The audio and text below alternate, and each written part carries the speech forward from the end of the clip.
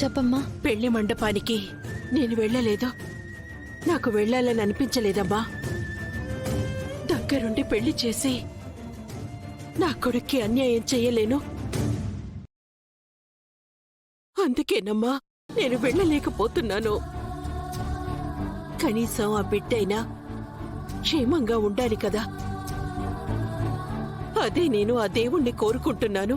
వదిన కడుపులోని బిడ్డ ఆ రోజు విషాన్ని తట్టుకొని ఇవాళ ఆ రోకలి దెబ్బ తట్టుకుంది అంటే ఇకపై కూడా బిడ్డకేం కాదని అనిపిస్తోందమ్మా నాకు. ఏమైనా సరే ఇలా నేనే దగ్గరుండి వాళ్ళ పెళ్లి చేయడం అంటే నా కొడుక్కి నేనే అన్యాయం చేసినట్టు అనిపిస్తోంది. అంటే నీకింకా పెళ్ళాగిపోతుందని ఆశగా ఉందమ్మా? నువ్వేం బాధపడకమ్మా. పెళ్లికి ఇంకా టైం ఉంది కదా. ఈ లోపల ఏదైనా జరగచ్చు. అంటే ఆ బిడ్డ కోసమైనా దేవుడు ఈ పెళ్లి ఆపటంలో హెల్ప్ చేస్తారన్న నమ్మకం నాకుందమ్మా. కానీ ఎలా అమ్మా? నేను ఏదో ఒకటి చేసి ఈ పెళ్లి ఆపాలని నిర్ణయించుకున్నానమ్మా. కానీ ఎలా అమ్మా? నువ్వు పెళ్లి మండపానికి రాకూడదని మీ ఇంట్లో వాళ్ళు షరతు పెట్టారు కదా. పెళ్లి దగ్గరికి రాకుండా పెళ్లి ఎలా ఆపగలుగుతావు? పెళ్లి దగ్గరికి తులసి రాకూడదమ్మా, అంతే కదా. అక్కడికి నేను నాలా వెళ్ళకూడదు, కానీ నేను ఇంకోలా వెళ్ళొచ్చు కదా. అయితే నువ్వు ఎలా వస్తావమ్మా? ఎలా అంటే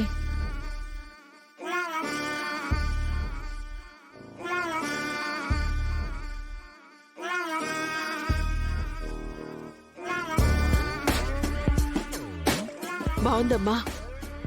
కానీ దీనివల్ల నువ్వేం ప్రమాదంలో పడవు కదా. ముందు వాళ్ళ పెళ్లిని ఆపాలమ్మా. ఏదైనా ఆ తర్వాతే. జాగ్రత్తమ్మా. అయ్యో దేవుడా, ఈ గండం నుండి గట్టెక్కించు.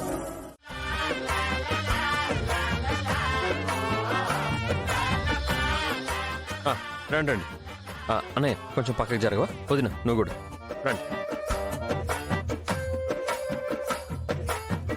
అత్తయ్య, నేను బుక్ చేసిన మేకప్ ఆర్టిస్ట్ తనే.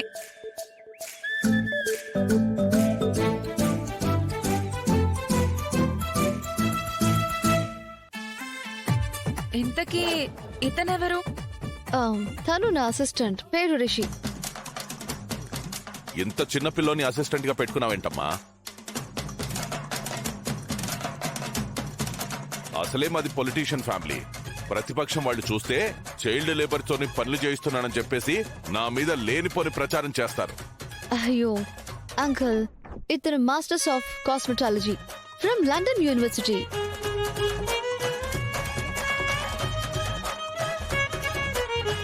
వీడి సైజు కన్నా వీడి చదువులే ఎక్కువ ఉన్నట్టున్నాయి.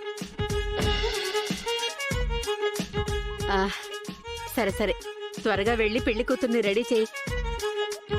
ఒరే మహేష్, వెళ్లి తనకి కీర్తి రూమ్ చూపించోసారి. అలాగే అమ్మా. అమ్మా వాళ్ళకి నేను చూపిస్తాను. రండి మేడం. అలాగే పెళ్లి కొడుకు ఎక్కడున్నాడో, ఎక్కడి దాకా వచ్చాడో కనుక్కో ఓసారి. సరే నాన్న, ఇప్పుడే కనుక్కుంటాను.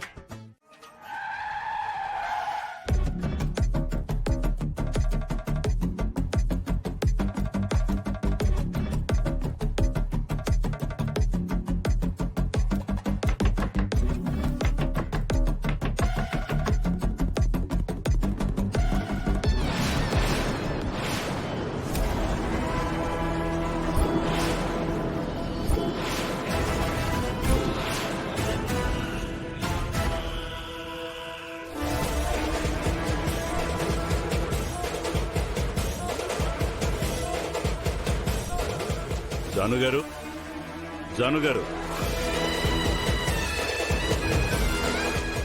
నమస్తే ఎస్ఐ గారు. నమస్తే. ఇంటికి పోలీసులు వచ్చారంటే? పోలీసులు ఇలా వచ్చారంటే జాను? నేనే కంప్లైంట్ ఇచ్చాను విశ్వ. జైసర్ నుంచి ఫోన్ లేదు. ఎలా ఉన్నారో ఎక్కడున్నారో తెలియట్లేదు. నాకు చాలా భయం వేస్తుంది. అందుకే మిస్సింగ్ కంప్లైంట్ ఇచ్చాను. ఎంక్వైరీ కోసం వచ్చుంటారు. చెప్పండి. మేడం, మిస్ అయిన వ్యక్తి డీటెయిల్స్ అన్ని ఇందులో ఫిల్ చేసి ఇవ్వండి. కానిస్టేబుల్,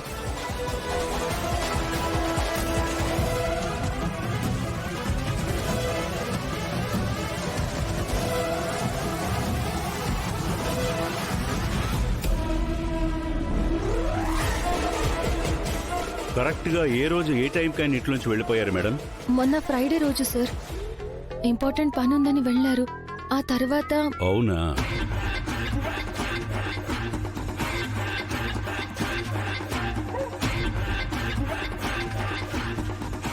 ఇప్పుడు గనక పోలీసులకి నిజం తెలిసిపోతే నా ప్లాన్ ఎఫర్ట్స్ అన్నీ వేస్ట్ అయిపోతాయి. జాను వాణ్ణి ఇంకా అనుమానించి అవమానించి చివరికి అసహించుకునే వరకు నేను పోలీసులకే కాదు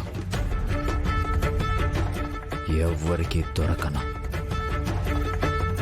ఓకే మేడం, మాకు కావలసిన డీటెయిల్స్ అన్ని తీసుకున్నాం. దయచేసి నా కంప్లైంట్ సీరియస్ గా తీసుకోండి. తప్పకుండా మేడం. మీ హస్బెండ్ ఎక్కడున్నా సరే ట్రేస్ అవుట్ చేస్తాం. మీకెవరి మీద అనుమానం ఉంటే చెప్పండి. ప్రెసెంట్ అయితే అలాంటిదేమీ లేదండి. ఎవరి మీద అనుమానం కూడా లేదు.